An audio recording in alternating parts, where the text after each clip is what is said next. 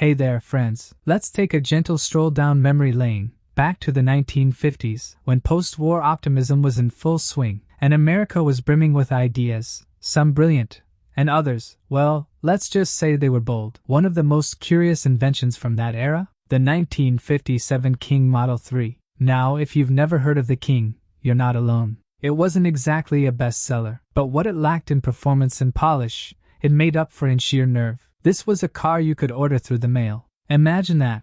No showroom, no pushy salesman, just a catalog, a check, and a whole lot of trust. Whether you're a vintage car buff, a lover of forgotten Americana, or someone who just appreciates a good old-fashioned oddity, stick with me. We're diving into the story of a vehicle that was more tin can than automobile, but was built with heart, hope, and maybe a bit too much imagination. Back in the day, if you needed a car, you'd head down to the local dealer, maybe kick the tires, haggle over the price, and drive off in something shiny and new. But the King Model 3 didn't follow those rules. No, sir. This little marvel came to you through the U.S. Postal Service. You'd flip through a brochure or see a tiny ad in the back of a magazine, send in your payment, and before you knew it, boom, a box arrived. Well, sometimes a fully assembled car rolled off a truck, but often it was a DIY kit. That's right, a build-it-yourself automobile. The kind of project that had handy retirees rubbing their hands together with excitement or frustration. Assembly wasn't complicated. That's because the car itself was incredibly simple. Just a lightweight steel frame, some thin body panels, 4 small wheels, and a tiny engine borrowed from a lawn mower. If you had a basic toolset, a weekend to spare, and a can-do attitude, you could be driving your own King by Monday.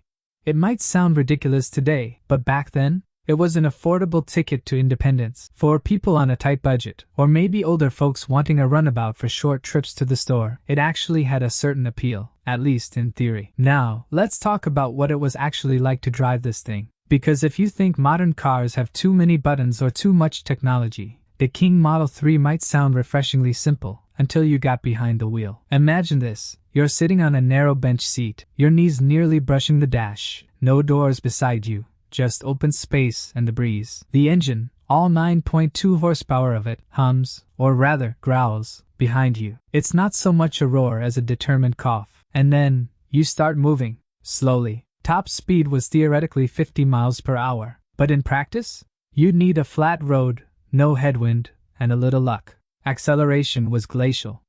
You had time to sip your coffee and plan your grocery list before hitting 30. The ride quality? Let's just say you felt everything. Every bump, every pothole, every squirrel you swerved to avoid. It had all the comfort of a steel drum on wheels. And forget modern handling. This car floated like a paper boat in a kiddie pool. But still, for some people, that was part of the fun. It was an adventure. It made every trip an event. Maybe not the safest event, mind you, but certainly one you'd talk about afterward, hopefully from your living room, not the emergency room. Let's be honest, when it came to safety, the King Model 3 was about as reassuring as a screen door on a submarine. No seat belts. No airbags. No doors. No crumple zones. If you hit something, you didn't absorb the impact, you just kind of participated in it. Picture this, you're cruising along, hit a bump, and boom, suddenly you and the car are no longer a package deal. You're airborne. And if you think I'm exaggerating, just ask anyone who owned one. There are stories, real stories, of folks who got lightly rear-ended and ended up on the sidewalk, dusting themselves off like it was just another Tuesday. Even the brakes were more optimistic than effective. You didn't stop so much as gradually slow down while praying. Steering was equally vague. Imagine maneuvering a shopping cart with a flat tire. That's the kind of precision we're talking about. But here's the strange thing. Despite all that, there was a charm to it. Maybe because people expected less back then. Or maybe because they weren't looking for perfection. They were looking for possibility. A way to get around without spending a fortune. For many older Americans who remembered rationing during the war, the idea of a car you could afford and build yourself? That was gold. Visually, the King Model 3 had character. Let's call it unpolished charm. It looked like a car drawn by a kid with a ruler and no eraser. Boxy, stubby, and perched high on its tiny wheels, it was more functional than fashionable. But somehow, that made it all the more lovable. The front end had small, widely spaced headlights that gave it a kind of surprised expression. The sides were open, no doors, remember, so climbing in was more of a hop than a slide. And the whole thing rode high enough to look like it might tip if you leaned too far. Inside? Barebones doesn't even begin to cover it. There were just enough gauges to keep you guessing and just enough space for two people, very friendly people. It wasn't designed for comfort. It was designed to move, even if only slightly. The 1957 version was supposed to be the polished model. Improved from earlier iterations, it boasted stronger panels, a bit more space, and slightly better balance. But it was still a car built on a shoestring. In an era of Cadillacs with tailfins and chrome, the King looked like it had wandered in from another planet. But you know what? That uniqueness is what made it special. It stood out.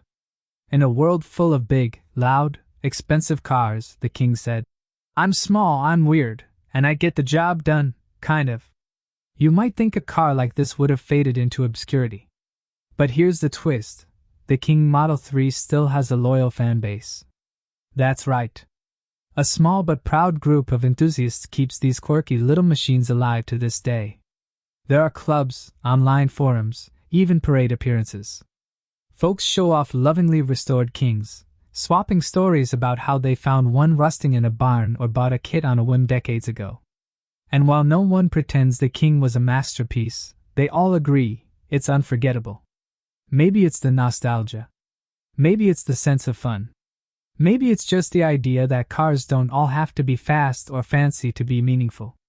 Whatever it is, the King has carved out a tiny place in the big history of American motoring. And really, that's the beauty of it. For older folks who remember when the world felt a little smaller, a little simpler, the King Model 3 is more than a car. It's a time capsule on wheels. A reminder that once upon a time, all you needed was a little money, a few tools, and a dream, and you could hit the open road, even if you didn't get very far. So, what do you think? Was the 1957 King Model 3 a disaster? Or a dream? Maybe it was a bit of both. It sure wasn't perfect. Heck, it wasn't even good by most standards. But it meant something. It stood for freedom, creativity, and good old-fashioned American grit. If you ever owned one, saw one, or knew someone who did, tell us your story in the comments. We'd love to hear about it. Because in the end, cars aren't just machines, they're memories.